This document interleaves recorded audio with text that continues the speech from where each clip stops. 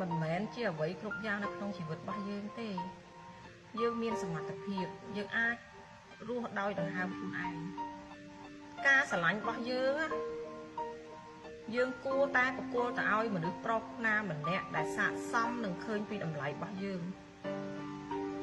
ចុះបើសិនជាគេមិនឃើញពីតម្លៃរបស់យើងចាក់ចេញទៅរស់នៅឬក៏ស្រឡាញ់គ្នា10ឆ្នាំនេះក៏នៅតែអត់មានតម្លៃដែរនេះរីពិតប្រកបណាមិនបាច់ចាំឲ្យអ្នកដទៃនឹងផ្ដល់តម្លៃឲ្យទេយើងត្រូវចេះផ្ដល់តម្លៃឲ្យខ្លួនឯងនិងមនុស្សនៅជុំវិញខ្លួនយើងមនុស្សស្រីឯករាជ្យបងប្អូន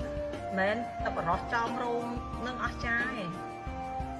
ប៉ុន្តែត្រូវដឹងថាបេះដូងពិតប្រកបរបស់យើងនឹងតែប្រគល់ឲ្យបរោះណាម្នាក់ដែលស័ក្តិសមនឹងយើងសង្គមហ្នឹងណា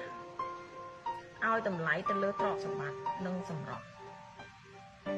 វាមិនមែនជាគុណតម្លៃសម្រាប់